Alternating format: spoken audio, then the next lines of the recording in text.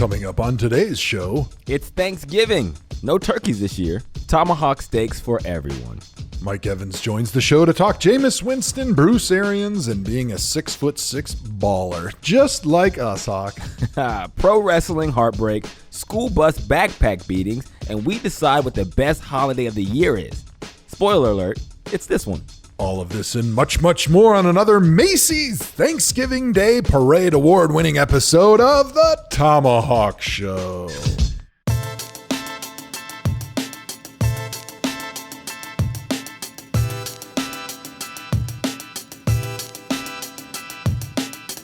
Welcome to the ThomaHawk Show, presented by UNINTERRUPTED. I'm your host, Andrew Hawkins, joined as always by my humblest of all co-hosts, Joe Thomas, 10,363 consecutive snaps before he snapped his elbow. Joe, how you doing today, man?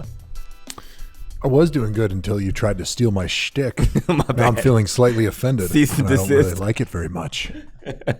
My bad, man. We both have the voice for podcasting and hosting, and that's why we're the top audio podcast. The WWE. Hey, has WWE ever reached out to you?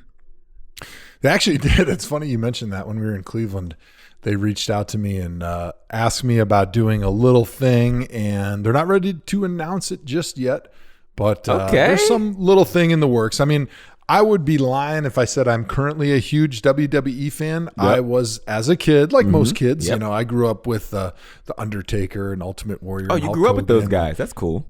You guys go to high school together or something? We went to high school together, just probably like you did, over there in Johnstown, Pennsylvania.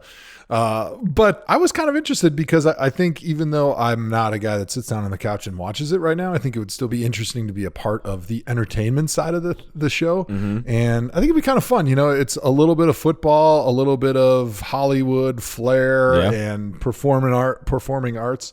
And if Gronk can do it, I feel like I could probably do that. Oh, that's the bar we're going right now. That's how you decide what you can do or not. We're going with that bar. Being that he's a member of the ThomaHawk and a guest on the show previously, I feel like we're allowed to tease him just a little bit. Oh, I love it. So here's a fun fact about me. My dad worked as a security guard at the local arena in Johnstown, Pennsylvania. It's called the War Memorial, and it's home, actually, of the Johnstown ThomaHawks, which is our local minor league hockey team.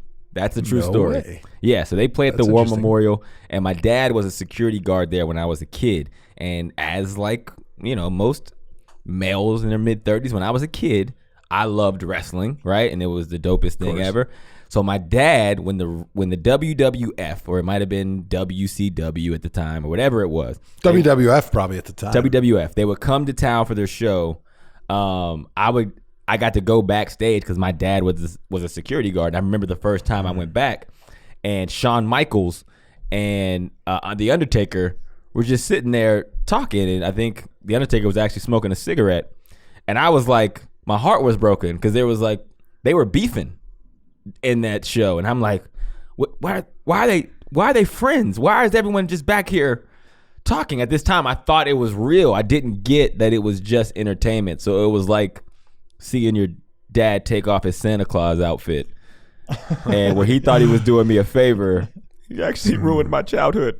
So you know how many people have a similar story like that? Like, only from you had it ruined with your own eyes. For me, my parents ruined it for me because they wanted to make sure that I knew that the violence that I was enjoying on television was not true violence that I should recreate in real life. Right. Because I was kind of a bad kid. I got thrown off the bus in like 5th grade for beating kids up. And I actually got thrown off the bus in kindergarten for beating up a 4th grader. I say beat up, but really what I did is I hit him over the head with my backpack. Ooh, and like the buckle on my backpack. The old Myles Garrett. I like it. Yeah, I went with the Myles Garrett before it was known as the Myles Garrett. But unlike him, I was unlucky because the buckle on my bag hit him in like the corner of the head perfectly and split it open, and he started bleeding. He had to get stitches. That's assault. So I definitely assaulted him. Thank God I was 6 years old at the time, so they didn't take a white me to kid, jail. Yeah, I get it. And I was white, so they clearly swept it under the rug. So they didn't try me as an adult. If you would have done it, Hawk, you'd still be on death row. Yeah, they'd be like, "Yeah, he's been in jail for 37 years since he was 4."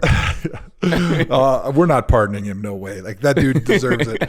But after it happened, the bus driver made me stay on the bus until he dropped everybody off, and then he took me to my house and walked me to the door. And then my mom comes to the door, and you can imagine the horrified look on her face when the bus driver is standing there with her son, who's a kindergartner at the time, and he was like, "Your son hit Miles over the head with his backpack and split his head open. He had to get stitches." And so my punishment for the rest of the school semester, which I don't know, there was probably a couple months left, was I had to wait until the bus route was over. And then I had to help the bus driver close all the windows on the yellow school bus. And those are the worst to close, man. They took forever because there was no like grease or oil in those things, so it was impossible to get stuck. up. They would get stuck at that little moment where there's an inch left at the top, and you couldn't close it all the way. And that's why the bus driver put that task on my plate. Then he would drop me off at the end. So I didn't learn my lesson. But anyways, going back to the WWF, my parents said that they saw the whole wrestling crew at like outside of an event, kind of like you did, and they were all like having cigarettes and back slapping and playing grab ass with each other. And she's like, "See, it's not real because they were all friends in real life and it's just entertainment." And I'm like, "Mom, you ruined it for me." Jeez. And I think after that moment I didn't really watch it much. That was it. Like, well, let's go to real violence. Football. Let me see what that's about. Show me some more of that. All right, well, we got an incredible show today. If you want to interact with the show, hit us up on social media at ThomaHawk Show on Twitter, Reddit, Instagram. Our Facebook group is ThomaHawk. We are up to 700,000 members, so make sure you join because we're going to cap it right at 1 million. Hit our voicemail lineup at 440-628-1376. We do video shows on Sunday. That's on Uninterrupted's YouTube page. And we got a guest today on the Thoma Hotline because Wednesdays are for the players, and we got a player in the building. Actually, I'm just going to tweet. Can we go right to it now? Is he ready? Let's give him a call. We got Mike Evans of the Tampa Bay Buccaneers in the building. Wednesdays are for the players. Travis Kelce. This entire time I thought it was ThomaHawk. ThomaHawk. Kareem Jackson. Yeah. Do you believe in ghosts? Do I believe in ghosts? Yeah. Ooh. Here we go. Saquon. 1, 2, 3, 4. I declare thumb war. Do you think, Ma? Let's get it. The ThomaHawk Show. Now, joining us on the ThomaHawk Show is my main man, the best wide receiver in NFL history, Tampa Bay Buccaneer, Mike Evans. What's up, man? Welcome to the ThomaHawk Show. Yo, why you gas me up like that? Super gas, but it's true. I appreciate you though. Everybody that comes on, we always say they're the best in NFL history. This is perfect timing because you just nabbed under your resume your 6th consecutive 1,000-yard season to start your career, man. What was that like to accomplish that feat? It was awesome, man. Work came to work. Since day one. Got a lot of opportunities. Had some really good quarterbacks, some good veteran guys early on in my career, and I was just getting opportunities early on, and then it just became routine. You guys got a new coach with Bruce Arians this year. I know that Bruce is known as the quarterback whisperer, but how does a great receiver like yourself enjoy playing for Bruce Arians? I like Bruce a lot, man. He's straight to the point.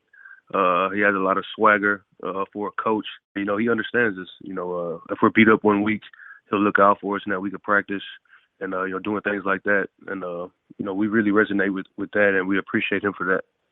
This might be a weird question that you're probably not used to getting, but when me and Joe played in Cleveland, Hugh Jackson was our coach, and I remember our last year together, we were in the cafeteria, and we were like, yo, have you ever been a part of a football team with as many black coaches as we have? And we were like, yo, this is a different experience. So for you, Mike, y'all got a lot of black coaches, man. Is that different for you? Because I would imagine in the game of football, that's just not usual. Let me see. I've always had a decent amount of black coaches, even in college. Yeah. I played with a black. My head coach is black. My 2 years playing at A&M, Coach Kevin Sumlin. True. I had a black offensive coordinator my last year at Texas A&M. I had a black head coach in Lovie Smith for a couple years. So you're used to it. Shit, I mean, if you can coach, man. No That's matter it. what color you are. Some guys, obviously different, but you also had a black quarterback in college in Johnny Football. who we played with as well in Cleveland. That's my man, 50 grand. You got any good Johnny stories for us? Because we got 1,000. Pretty much, we built this podcast on good Johnny stories. Johnny came on the show, and he told his Billy Vegas story, where he had his disguise on in Vegas, and it was no one had ever heard it. He sent us a picture of it, and it like basically went viral and like kickstarted all the success of this show. You got any good Johnny stories for us? I mean, there's a whole bunch. I want to hear some of y'all's, but I don't really. That's a long time ago. Y'all are more fresh because y'all played with him more recently than I did. Do you still maintain a good relationship with Johnny? He liked to have fun. I had a great relationship with Johnny. Do you think he's going to get another opportunity to play in the NFL? I don't know, man. I would hope so, but I mean, it becomes a certain point where I feel like guys become untouchable. Mm-hmm. Like in the NFL, like the NFL teams, like it just becomes a point if you're out of the league for a certain amount of years. I obviously think that he can play in this league, if he was in the right situation. But he's been out for a little while now. Yeah, and it's funny because looking at the NFL now, I mean, at the quarterback position specifically, it's catered to what Johnny brought to the table. Everybody would always ask me, like, what was Johnny like? And we all know Johnny had personal issues. Johnny says that he was going through some things. But I tell everybody, like, this dude had so much ability that was untapped, and it was just a matter of getting him in the right situation. You see the things Lamar Jackson is doing, and all the mobile quarterbacks now is the way of the league. So yeah, I agree. I think he could have a lot of success if he entered the league at a time like now that caters to his ability. Absolutely. Tell me this, Mike. What is Jameis isn't exactly the mobile type, but he has a rocket for an arm. What's it like playing with him? He's one of the hardest workers I've ever been around, man. Honestly, like, he loves football. Like, and it's kind of weird, like, how much he loves football. Like, he loves that more than anybody I've ever met. And he likes to get us the ball. He's a little mobile though. He can run. Yeah. He had like a 25-yard run last week, and I love when he runs the ball because he becomes like he gets hot in games when he's running, and like guys can't really just sit back and if they sit back in zone, then he could pick them apart, and they're playing a lot of man coverage. If he runs a little bit, he becomes hard to defend. So he definitely loves me. So I love him right back, man. Yeah, he's a smart give me man. the rock, so he's a smart man for that. He's a smart man. I tell everybody that Mike Evans' name should be a part of the conversation a lot more than it is for the best wide receiver in the league. Do you think you're the best wide out in the league? I think I'm definitely one of them. Claim it, Mike. Don't be man. humble, man. Bashful, you can take it. Come on, 6,000 yards No, seasons yeah, in a row. I think I'm definitely up there. Probably like top 3. I don't know if I'm one yet. We'll see how this season finishes. All right, I like that. It's funny to hear you talk about Jameis like that, about how much he loves football, because that's the side I feel like most people don't realize. And you hear a lot of the conversation about Jameis, and I'm not innocent in that. He has some turnovers here and there, but people don't, like you said, that's something about Jameis that I don't think they realize. Is there anything else about him in your mind that you're like, I wish more people knew this about Jameis? Well, I mean, some people do know how giving he is off the field. Yeah. People like to bash him all the time, but man, he's one of the most generous guys I know. He's giving back to the youth, and that's what's important. So, and his records, like, people don't talk about his good records. They want to bring up the bad stuff. They don't talk about the good as much as the bad, and that's how it is in this country. Yeah. We like to be built off drama and things like that, and I don't know. We don't support each other as much as we should, I think. Jameis had a viral moment when he gave you guys the pregame speech about eating the W's. And there was a lot of people that were ribbing him about that. I was wondering in the locker room, were you guys teasing him after that, or was he a little bit sensitive about that speech? I mean, people be asking about it all the time. He don't seem sensitive when they ask him about it. So I don't know. You'll have to ask him. Was that the wildest Jameis Winston pregame speech, or you got other ones? He's usually good at pregame speeches, but that one wasn't one of his better ones. That was Jameis, you know what I'm saying? Right. He was just feeling it that day. Right. So, all right. So you're a big LeBron fan, right, Mike? Yeah. You hit the King LeBron James. celebration, the King James. Are you a Laker fan? I'm a LeBron fan, so I hope the Lakers do well. Right. What's your team though? What's your NBA squad? I mean, growing up, it was the Heat because D Wade was my guy. Okay. And then LeBron came over, and then those two were my guys. So it was the Heat, I guess. But I never really had like a favorite team, just a player. Like, it was D Wade, and then when LeBron teamed up with him, those two have been my guys since. Are you a big hooper? I used to be a big hooper. Yeah, I used to love basketball. I still do. Yeah, it's definitely one of my favorite sports. Real, if they gave you a trainer, right? You got with the Lethal Shooter, and you trained for a calendar year. Lethal Shooter on Instagram. Lethal Shooter on Instagram. Get the shot right, right? And you train with him for a calendar year. Do you think, honestly, you could play in the NBA? Right now, I don't know. Maybe if I went to college and then been able to like transition my game, maybe like a year or two in college, I think I could have played in the NBA. Yeah, I'll be a little too physical for some of those guys. That's a good thing, though. And I played against guys. Yeah, I played against guys in the NBA in high school. I just feel like my game probably would have translated, but I was under recruited a little bit. Yeah, and happy I chose football though. This football thing has been cool. So what NBA players you play against in high school? Shabazz Muhammad. Marcus Smart. He was tough. He plays the exact same way. I was gonna say, you said he was a better scorer back then. He was physical. He's real physical. Yeah, we guarded each other a little bit too. He was a good player, and he was a year younger than us, and they beat us by like 17. Yeah, so he was balling on us. So you had it. Did you have a bunch of basketball scholarships? I did. Who was your best college basketball scholarship? I was gonna go play at Texas, at UT. But I was getting Kevin Durant, Texas? Yeah, UT. Dang. You made it seem under-recruited. That's one of the top schools in the country, Mike. But from basketball, they were in a top 25 program when I was coming out. Dang. I thought you was going to say Tennessee at Chattanooga or UTEP. I was a little under-recruited in basketball because my only offer was from Holy Cross. I'm not sure if you know where that is. It's in Worcester, Massachusetts. They're a big-time program. I actually went on an official visit to Holy Cross for football. That was my top football scholarship. Wow. So while y'all bashing my schools, man, I would have paid Texas money to be on their basketball team. They say, yo, we'll put you on the basketball team. You give us $20,000 a year. I would have took a loan out, Mike. That's where I was at with it. All right, do you know any other football players who are good hoopers? Who is the best football player you know that can actually hoop? That I've seen with my own eyes, like played with? Yeah, like when I was in Cincinnati, AJ, he could hoop for real. Like we would do this little shooting game, and he would go, no bullshit, like 50 shots, 40 shots, three-pointers without missing, and then drop step through his legs dunk. And I'm like, he had offers, I think, from Cincinnati and NC State. He's an all-time leading scorer in South Carolina, beat Kevin Durant or Kevin Garnett's record. So for you, who are other football players that you're like, oh, this dude can actually hoop? Damn, AJ Green can hoop like that. He can hoop, man. He said I seen his little highlights. He had like a nice little jumper on him. He put up 50 in the state championship game. He said the reason why he didn't go play basketball. Oh, good score, huh? He said he didn't like the pass. That's why he didn't go play college basketball because they wanted him to play point guard. I like the pass. See, that's the difference, man. I like to play defense. I can score, but I like to play defense and get physical. You know what I'm saying? See, you deprived Texas, man. Who knows what UT could have been? The best hooper, let me see. Damn, that's tough. Probably DeMar Dotson on my team. He's a 6'9", right tackle. He can hoop, and it's this guard. He was a guard in high school, but he's a running back. Trey Carson. He plays for the Lions now. Yeah, he can hoop for real. He can hoop. He's like 6 foot, and he don't look like he can hoop.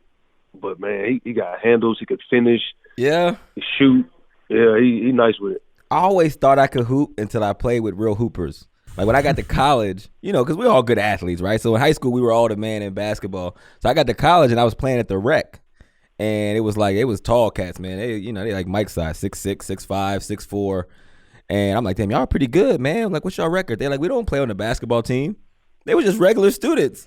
I was like, damn. That's when I realized I wasn't any good. Yeah, so that's cool, man. I want to ask him about his foundation, the Mike Evans Family Foundation. Yeah. I know we got the holidays coming up, and I always love doing a Shop with the Jock event with local charities in Cleveland, and I'm curious if you have any special plans for this holiday season. I do, Joe. Appreciate you for asking. We got the Mike Evans Family Foundation Catch for Christmas event. It'll be our third annual Christmas event where we choose 13 underprivileged kids that are making good grades in school, and we give them everything on their Christmas list. We give them a tour of the Bucs facility, hang out with them, eat lunch with them. We do the bowling event. We do a bowling event Monday after, was it December 7th? December 9th. December 9th, we do a bowling event to raise money for underprivileged kids to get college scholarships. So this will be our third year doing that. We visit a domestic violence shelter, provide gifts and meals and stuff like that. So it's like a 3-day event, December 9th, 10th, and 11th, and we do those 3 events. Is that in Florida or back home in Texas or both spots? Oh, it's in Tampa, but our foundation, it benefits Tampa area, my hometown of Galveston, Texas, and Texas A&M, so College Station area. That's dope, man. How can we donate? How can the listeners of the ThomaHawk Show donate to the Mike Evans Family Foundation? The MikeEvansOfficial.com. Okay. There should be a portal in there where you can donate, and it has an address in there where you can send checks or things like that. All right, Mike. Well, we appreciate you joining us, man. We're going to make sure the ThomaHawk goes out and donates to an incredible cause, man. Appreciate everything you're doing, man. Congratulations on your 6th 1,000-yard season, and appreciate you joining us on the ThomaHawk Show, brother. Thanks for being on, man. All right, Joe, let's take a break to talk about our sponsor for this show, Yoked. You are yoked, and everybody is wondering, like, how did Joe get an 8-pack after being a blubbering lard for so many years? Wow. How did you do it?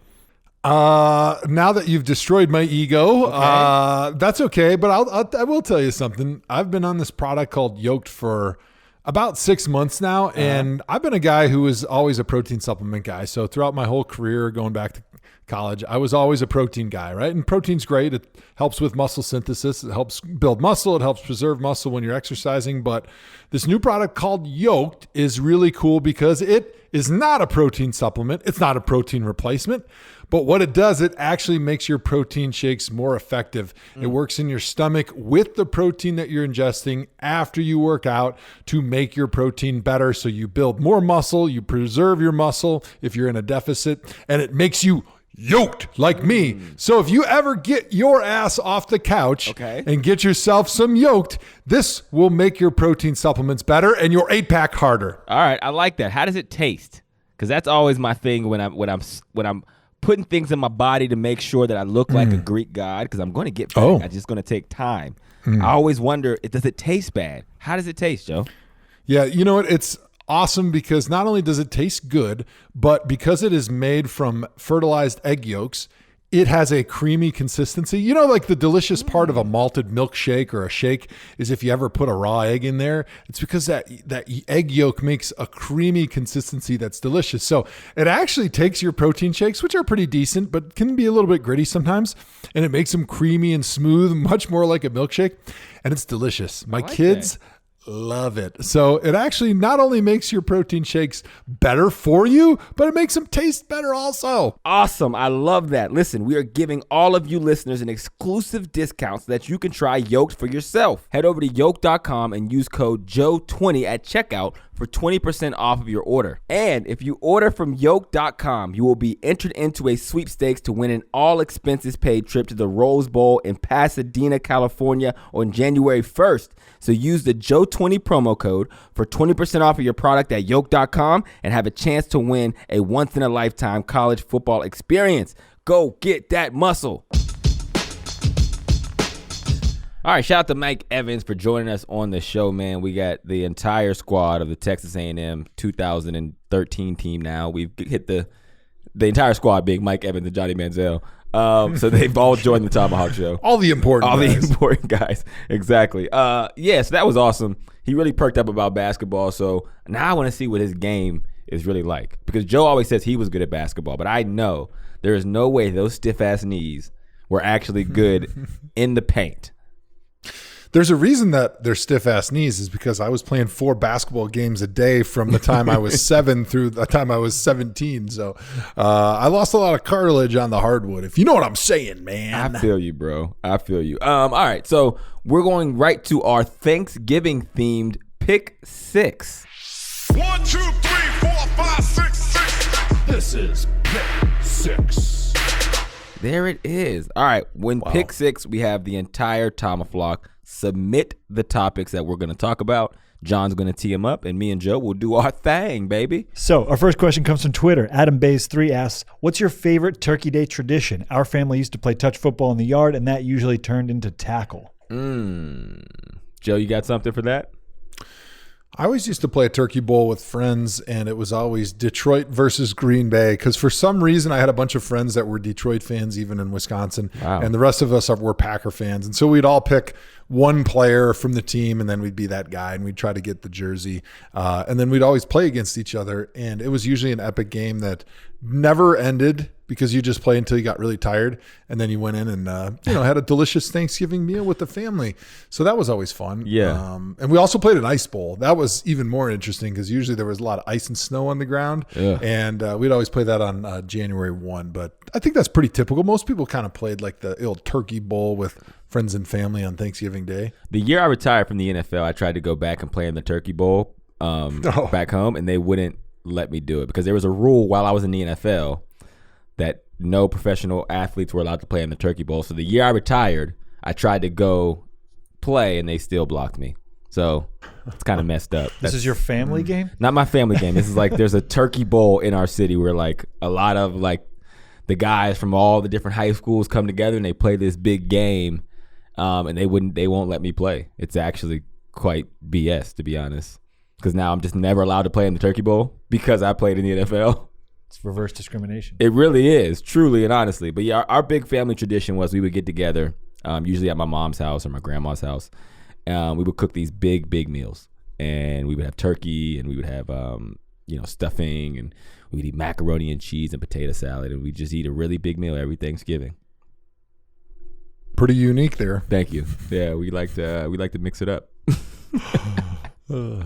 John was looking at me like, are you an idiot? What the hell are you talking about? All right, what do we got next, John?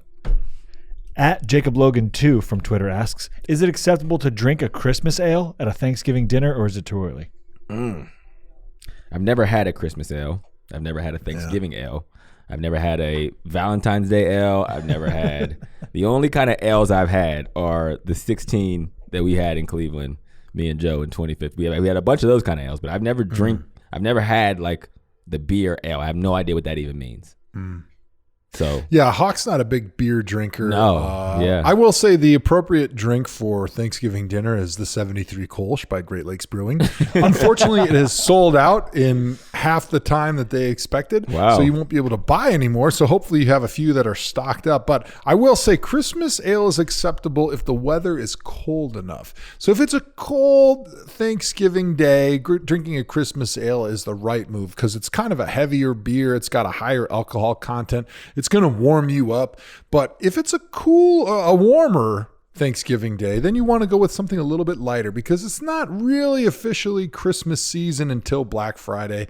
So I think depending on the weather, that's where you want to reach for the beer. Well, tell me this, Joe, because I mean, this is a good time for you to promo your self-promotional beer. Why does it keep selling out so much, or is this just all spin? Do they only put out like 4 cases and then they're like, oh, we sold out again? Joe bought 4 more cases. They make 5 cases. They give me 4, and then they sell 1 at the local Giant Eagle down the road from where I used to live. So surely somebody that was my neighbor would buy one to be able to give out to all their friends and family on Thanksgiving, and then I can say, "Hey, they sold out again! It's crazy! It's wild." Are they expanding? Kind of like the ThomaHawk Facebook group, right? Exactly. We've only got 1 more spot available, Yes. and you better buy it now. Well, Get it's it hot. while the There's getting is good. Still room. So tell me, are they going to start making more 73 Kolsch? And did they know. up the production from last year? Yeah, so the background on that is the CEO used to be my neighbor when I was living in Cleveland, and we decided we were going to make a beer in my honor. And when we got together and we tasted and we came up with a formula, The idea was just to do 1 year of it, but truthfully, the reception was so good and people enjoyed it so much and it sold so well that they were like, hey, let's do another year. And I think at this point, it's just kind of on a year-to-year basis. But I will say that they reached out to me about a month ago when they had sold out, and they said, hey, it sold really well again. And it either means that Browns fans are drinking their sorrows away, or they actually really like the beer. And so they were hoping to do it again next year and boost the production. I think the idea was they want to make enough to last the season, but what they don't want to do is make Too much. so much that there's tons left in like January, February, March, because then it probably wouldn't sell at all. So they're kind of slowly ramping up production until they've reached demand. And at this point, the Browns seem to be playing better, so people don't need to drown their sorrows right now. So thank God that they sold out during that 2-6 start, or we may have been sucking down 73 Kolsch's on this podcast just to clear the shelves. Very true. Very true. I would love to have my own brand of Mountain Dew. Just putting that out there. What would it be like? Would it be like the Code Red, where it would be some abstract dyed color with an enormous amount of sugar to go with the already high amount of caffeine? Yeah, actually, that's pretty on point. What color? I don't know, because they already have orange. They Hawk had Mountain Dew. They had red. I don't want to go purple because that's just racist. I feel like me coming out we'll with have a grape. The black guy have purple drink Mountain Dew. Right. Purple drink a M-Dew. lawsuit. Yeah, so I don't want to be the face of purple Mountain Dew. So I don't know. I had to give it some thought, man. That's a good question. I shouldn't say I want a Mountain Dew flavor if I don't have it. Would it be Hawk's Hot Mountain Dew or Hawk Hot? Hawk? Man, that is a good one. I'm not You going got to come up with a good name. I'll come up with a Why good don't we name. throw it out to ThomaHawk? Yeah, guys. We need to come up with the name of your I need Mountain to do Dew that flavor. better. I need to do that more. When I don't have an answer for something, I need to throw it to the ThomaHawk. Come up with my Mountain Dew flavored soda. Do something that makes Andrew money. Right, come on. We need money to keep this podcast We need you to going. work more So, for Andrew. We need Mountain Dew to come up with a Hawk flavor, and you can give it to us for free, okay? Or we can get you like a Mountain Dew flavored bourbon. Yeah, maybe that. But I'm done with bourbon. Oh. Yeah, it was a good run. It was a good run the 7 times that I had it. It was awesome. So could you please explain why you're done? Because you were just drinking it just a few days ago. Yeah, I don't know. I don't know. I think I'm just done with. I mean, we did the gold rush that lasted for a little bit. Then it was I graduated to being a man. I felt like, and then I think back to Mountain Dew. Now I'm back to back on the Dew, baby. But I run better on premium.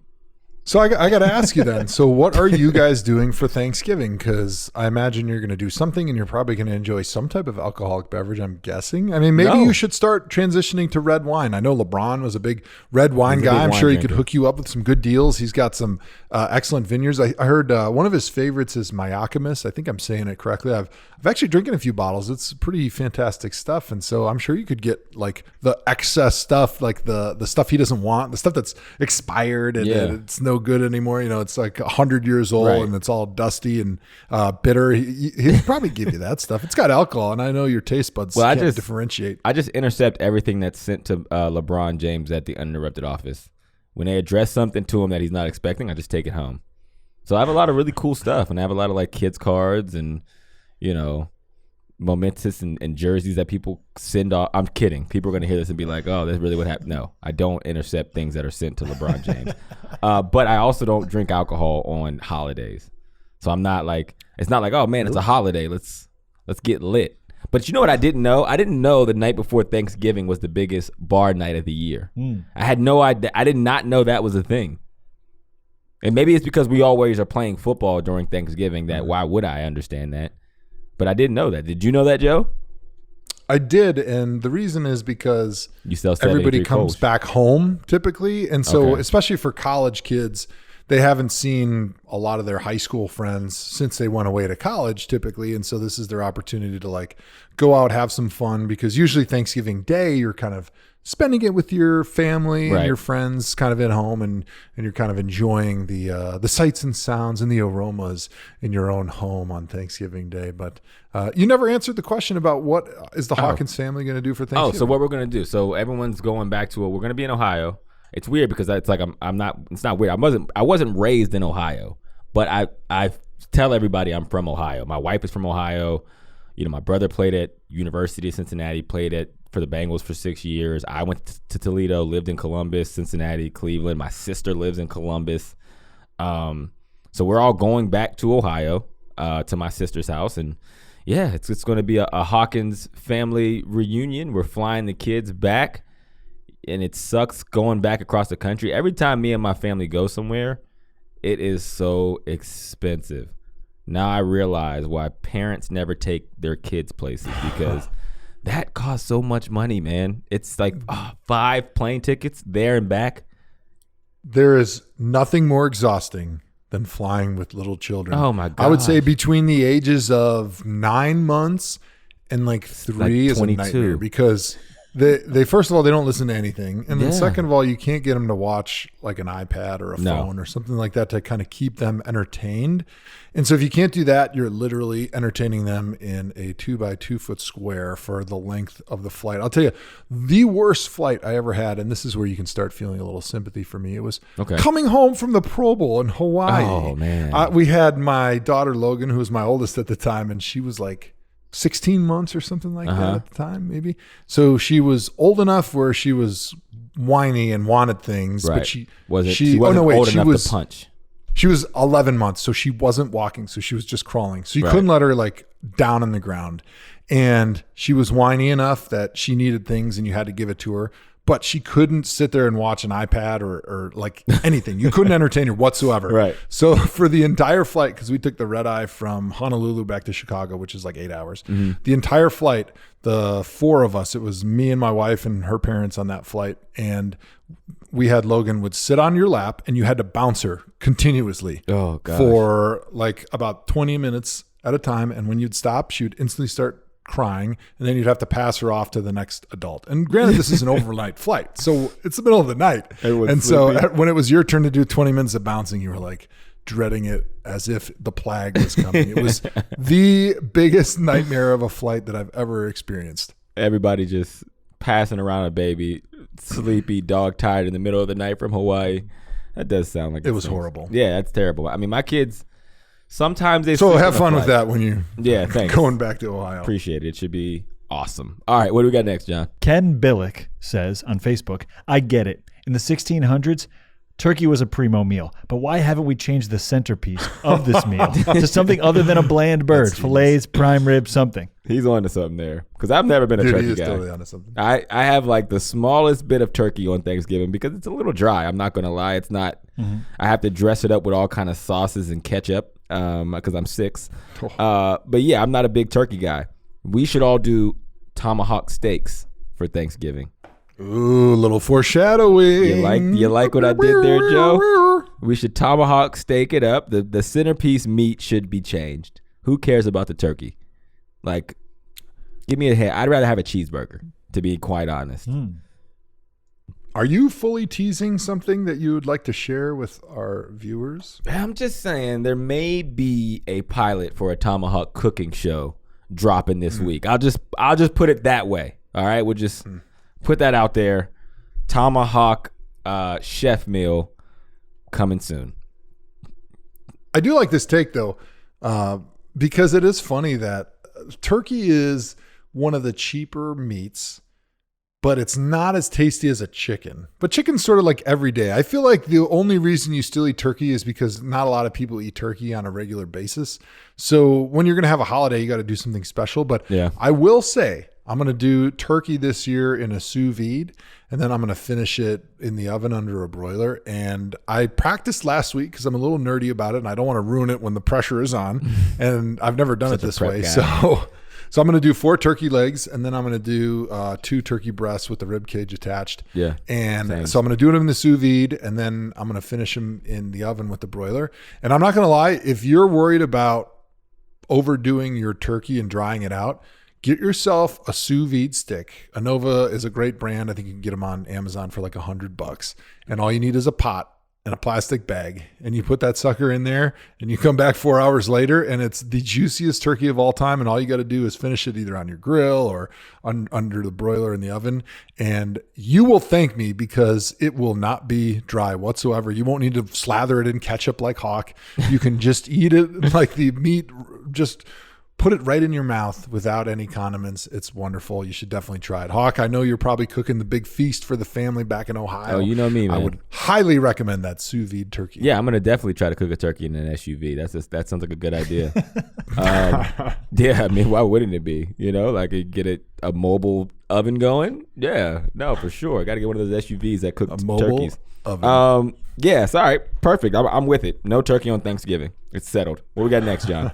What would you go? So you can't just say no turkey. What would you go with for the meat then? I said tomahawk steak, but even if it's not steak, I would go with anything. I don't know. There's only like three meats. Like there's a we'll give you the beef, tomahawk there's steak. a pork, there's a turkey, and a what? That's pretty much Ham. it. Chicken? Yeah. We'll let you go with the tomahawk steak. All right. My girlfriend's family grills every year on Thanksgiving. They make steaks. It's the best. Yeah, I do a little bit of. We have a bunch of meats going at the Hawkins family, and then we also do lasagna, as some of the Tomahawk listeners might know. Lasagna is my food of choice on Thanksgiving. All right, what do you got, John? Alex Henry on Facebook asks, during the season, Thursday's a full practice day for NFL players. So do they give players any time off on Thanksgiving? So what did you guys used to do? I know what we did when we were in Cleveland, but in the other places you've been, what did you guys do on Thanksgiving? Yeah, it would kind of just be like a Friday practice day. Like when you come in early, they limit the meetings, and you just go out there, you do a practice, and they try to get you out by like noon. That way you can at least go home and enjoy a little bit of time with your family instead of the normal 7:30 p.m. let out time. Right. Yeah. So what we always did, or at least did a bunch of times, and I really liked it, is you would come in earlier on Thanksgiving and you would do half the day. So you would just go through the regular morning. So you'd come in at like 6 a.m. and you'd practice till about noon. And so everything kind of was like moved up a couple hours. And so you'd get through the practice instead of sticking around and watching film and doing your lifting and stuff after. You just were off. And then what you had to do is you came in the next day on Friday, and then the Friday was just an hour or hour and a half longer, where the first thing in the day is you watched the film and maybe you got your lift in, or you even got your lift in earlier in the week. So you were able to still get all you needed in, but you got that Thursday afternoon off, so you could get home by about 12 or 1 o'clock to be able to still enjoy breaking bread or a tomahawk steak There you go. with all of your family and friends. Thanksgiving never really felt like a holiday when I was playing in the league, because I was still like so ingrained in like football and worried about the next day that I really just, my family would be like, yo, you are miserable. And I would just sit in the corner of a room. I was, man. I was really awesome on Thanksgiving because I usually am really awesome. Yeah. And I totally forgot that I was a football player for about 6 hours on Thanksgiving, because I would get into the bourbon and the whiskey and the beers, Christmas ale because it was cold a lot in Cleveland. Yeah. And by the end of the night, we were drinking wine and having pumpkin pie. And I was heavily passed out in front of the fire by 8 o'clock. And I wanted to get my partying in before 8, because I knew if I could go to bed at 8, even if I got up at 5:30, I would be okay. I'd probably be a little hungover, but that's what the Pedialyte and those fridges in the facility are for. Yep. It's not for cramps. It's not for practicing hard. It's for curing your hangover on Thanksgiving the next morning. Yeah. And it helps because you didn't have to practice all week too. So yeah, that was even better, because all I was doing was curing my hangover to sit in the training room and watch practice through a glass window. Exactly. You had 2 days to recover. All right. What we got next, John? John Adamchek asks, which do you prefer, stuffing cooked inside the bird or dressing cooked outside the bird? Ooh, I like the stuffing myself, but also I did use the ThomaHawk catchphrase last night. I got to get video proof, but I did put it out there, and I felt like somebody tweeted me and they were like, yo, you just killed the catchphrase in perfect fashion. So that just reminded me of there's only one way to stuff a turkey. So stuffing, to answer your question. And number 2, I'm proud of myself. Joe? Yeah, guys, there's a lot of ways to skin a cat, but there's only one way to stuff a turkey. You know what? The funny thing is, my wife just asked me this last night, because we were going over the Thanksgiving meal, because we're having people over and we're doing the cooking because both of us like to cook. And I said, I don't know. The only thing on Thanksgiving I don't get excited about is the cranberry sauce, which I don't really like, and the stuffing. I'm not a huge stuffing guy. I would much rather fill up on more of the biscuits and the turkey and the mashed potatoes and the gravy. And my wife always makes like really good Brussels sprouts, like shaved Brussels sprouts that are sauteed in olive oil and salt and pepper and delicious garlic salt. And I've always just enjoyed that stuff a lot better. Oh, the other thing we always have is buffalo chicken dip with Hawaiian buns. That's really good if you've never had those. It's not really a typical Thanksgiving side dish, but it's one of my favorites for sure. Yeah, that's actually the next question, isn't it, John? Yes. At Eric L. Park on Twitter asks, what food does your family serve at Thanksgiving that others would find weird? So I talked about the nice lasagna transition. already, and Joe talked about the buffalo chicken dip, or something like that. Also, does everybody eat greens on Thanksgiving? Mm-hmm. A lot of Like people do. collard greens? Yeah. Well, you do I Brussels don't. sprouts, so Yeah. But It's like- collard greens is like a southern or a black thing. yeah, you probably put raisins in your potato salad. Yeah, white people don't know how to cook collard greens. I feel like Yeah. the okra and collard greens are just nothing that we know how to do in the Midwest unless you're a black person. Yes, and chitlins too. My family cooks chitlins. Yeah, that's totally out of my realm of understanding with when it comes to cooking. Although I have been exposed to it since I played college and pro football, and a lot of times the cooks in the cafeteria will make it. And the first time I had okra, I was like, what is this slimy shit? This is disgusting. But it's grown on me a little bit. I'm not going to say I love it. But the other thing that I didn't have until I played AAU basketball, and we would go down to the South, like to Tennessee and Florida and stuff, was grits. That's not something that you get typically up north. Yeah. And the first time I went down south and we tried some, I was like, wow, this is pretty bland. Like, I can't understand why anybody eats this stuff. But I realized it was just a conduit to putting other delicious things like butter. Yeah, in you got to your put mouth. butter, you got to put pepper, you got to put salt in it. I actually eat grits probably 4 times a week. Really? For breakfast, or what time of day For are you a breakfast. grits My person? wife will Breakfast cook grits? breakfast for cook grits for breakfast. Yeah. It's just like cheap calories to get you Shrimp and outside grits. Woo, running around fire. with your friends. Shrimp and grits? Oh man, you got to get down south. You got to get you. So we also do, and this is again, we are hitting a lot of stereotypes today. We do fried chicken as well on Thanksgiving, just because. Why not? You know. So hang on a second. You said you guys fried chicken and you do turkey on Thanksgiving? I said we get a smorgasbord of meats. Yeah.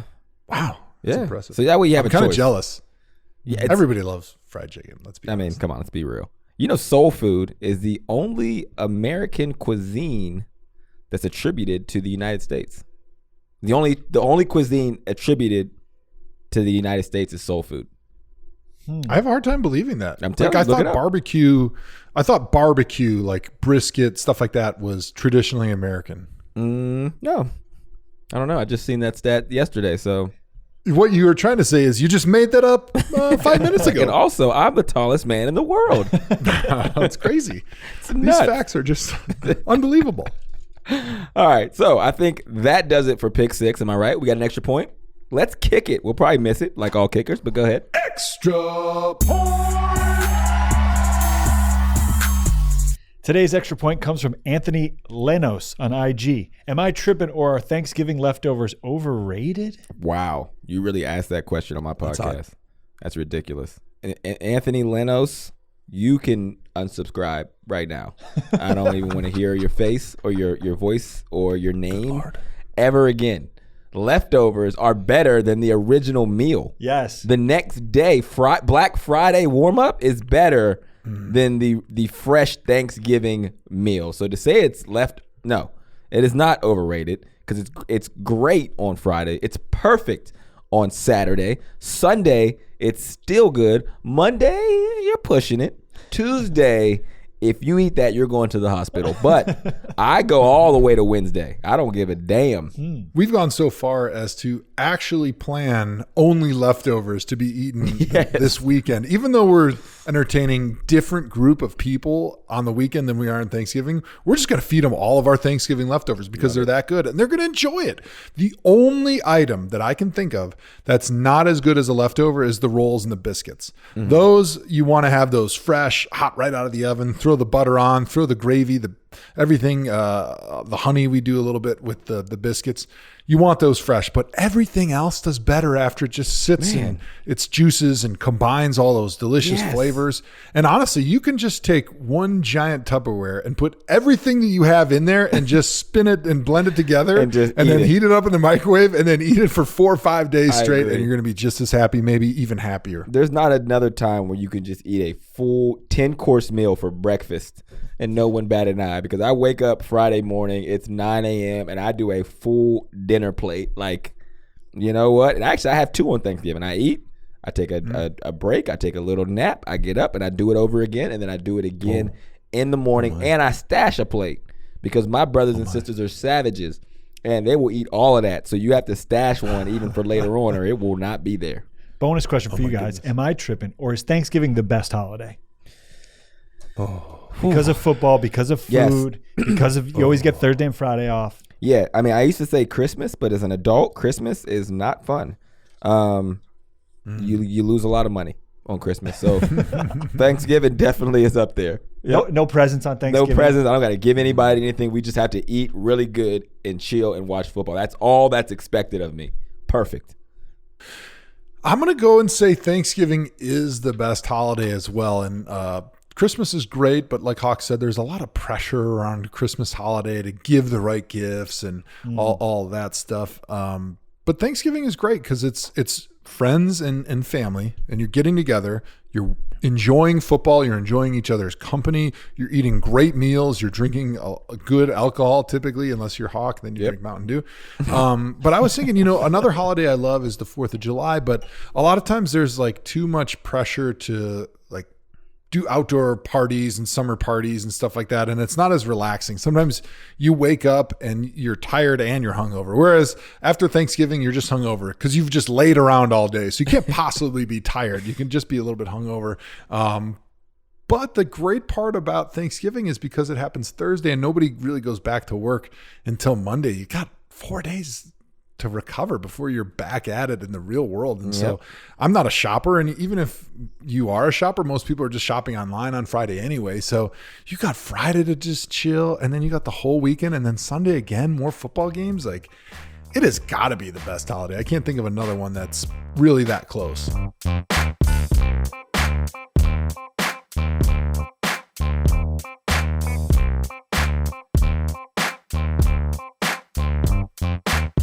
All right, as mentioned last week, we are working with Chris Long and his Waterboys Charity to raise money to bring water to communities. And as part of our 1673 campaign, we selected one lucky winner. Joe, do you want to do the honors in telling which ThomaHawk member who donated $16.73 to the Waterboys Charity will join us as a co-host here on the ThomaHawk Show?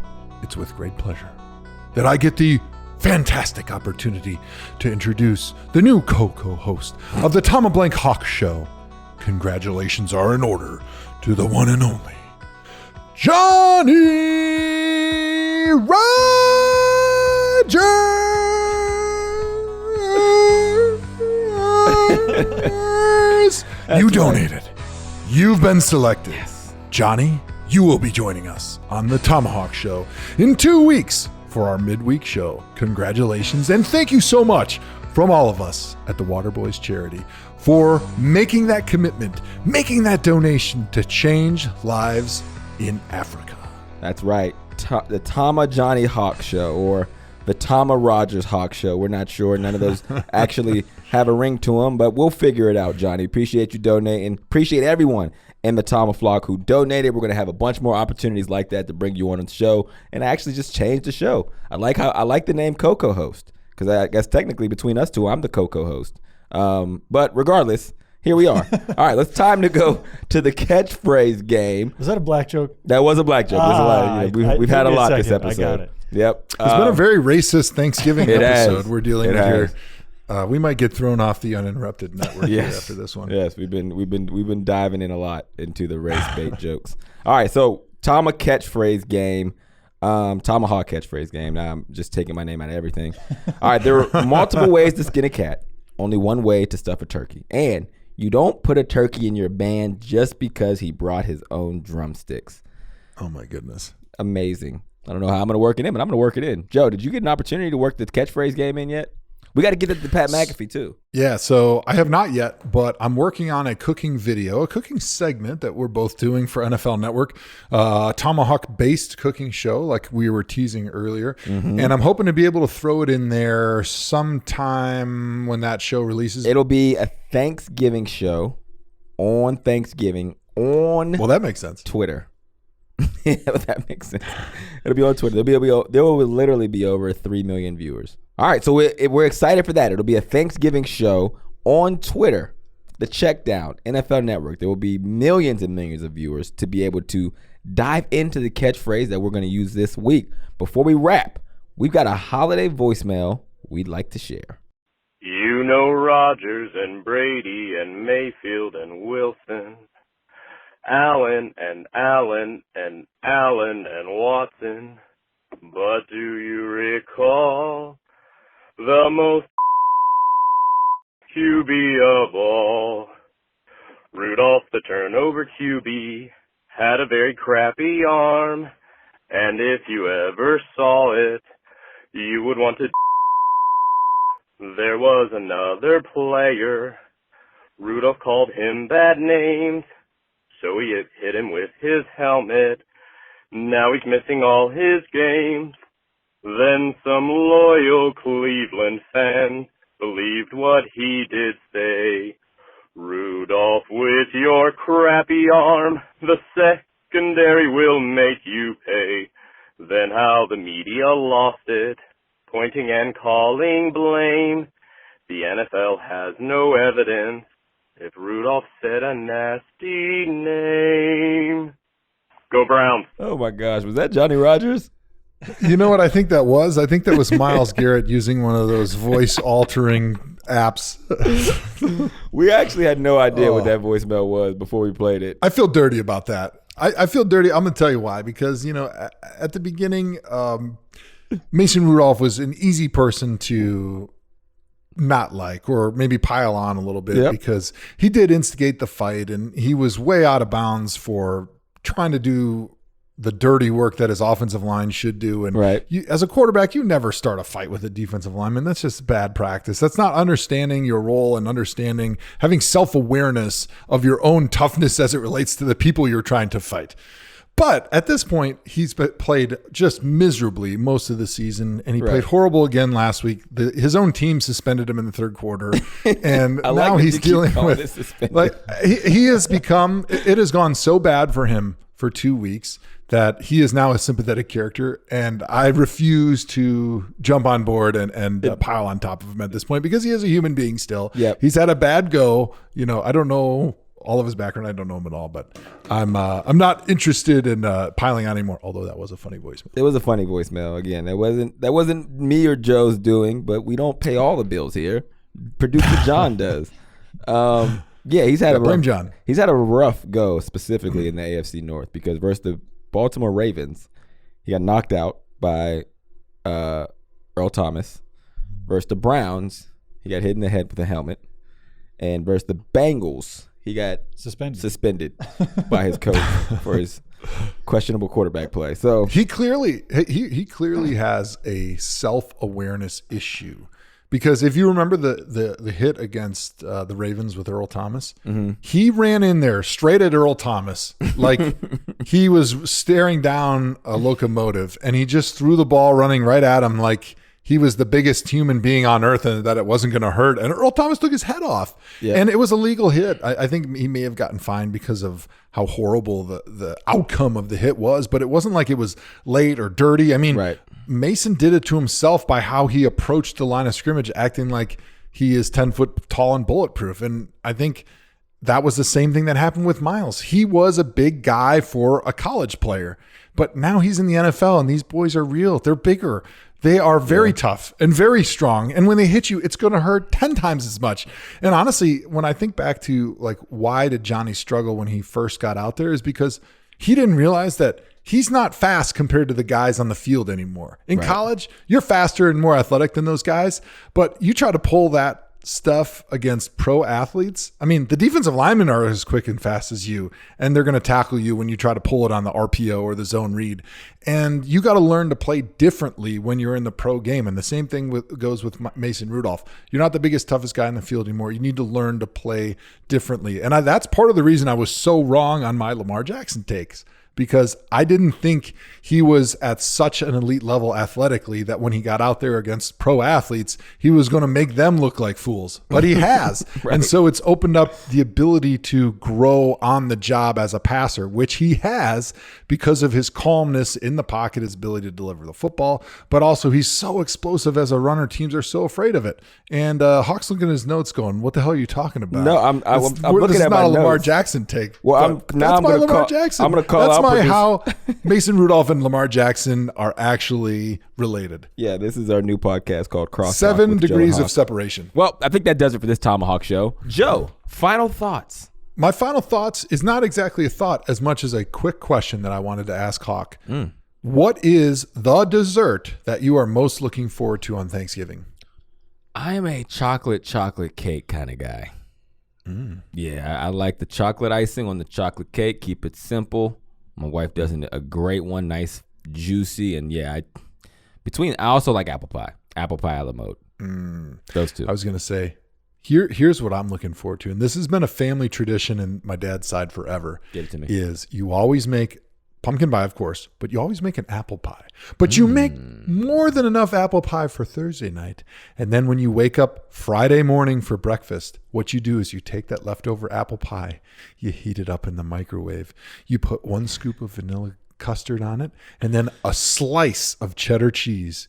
And you eat all 3 of those together in one bite. I am telling you, I know you've never tried it. Wow. And for the ThomaHawk members out there that never tried it, I encourage you to do this Friday morning. It is the greatest hangover cure you can possibly imagine for a Friday morning, because it's loaded with carbs, it's loaded with sugar, and it's loaded with fat because of the ice cream or the custard and the cheese. So it's all 3 in one delicious bite. It's got a little coldness, and so you can drink it with a coffee, and it's just that wonderful buttery balance of bitter from the coffee and sweet and rich from the custard and the cheese and the apple pie. I'm telling you, you need to try this ThomaHawk, because you will thank me. And I want to have you guys post videos of yourself enjoying the Thomas family Friday morning after Thanksgiving, Friday, Black Friday breakfast, Black Friday co-host Johnny Rogers of all time.